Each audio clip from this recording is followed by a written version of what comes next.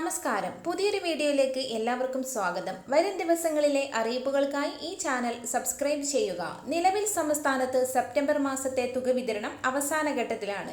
ഇനി ഗുണഭോക്താക്കൾ കാത്തിരിക്കുന്നത് ഒക്ടോബർ നവംബർ മാസത്തെ 3200 രൂപയുടെ വിതരണത്തിനാണ്.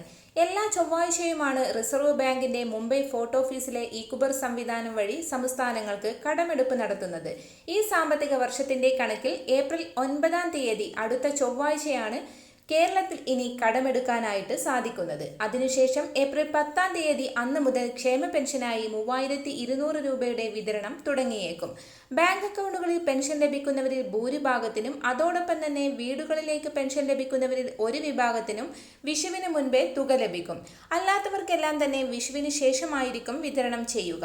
പുതിയ സാമ്പത്തിക വർഷം തുടങ്ങുന്ന ഏപ്രിൽ മാസം മുതൽ തന്നെ അതാത് മാസത്തെ ക്ഷേമ പെൻഷൻ കൃത്യമായി അതാത് മാസം തന്നെ നൽകുമെന്ന് ധനമന്ത്രി KN ബാലഗോപാൽ വ്യക്തമാക്കിയിരുന്നു. അതുകൂടി പ്രാവർത്തികമാവുകയാണെങ്കിൽ ഏപ്രിൽ മാസം അവസാനം കുടിശ്ശികയുൾപ്പെടെ ഏപ്രിൽ മാസത്തെ 1600 രൂപയുടെ കൂടി വിതരണം നടത്തേണ്ടതായിട്ടുണ്ട്. 3200 രൂപയുടെ വിതരണം അടുത്ത ആഴ്ചയോടെ സംസ്ഥാനത്ത് ഉണ്ടാവുമെന്ന് ഏകദേശം ഇപ്പോൾ ഉറപ്പായ കാര്യമാണ്.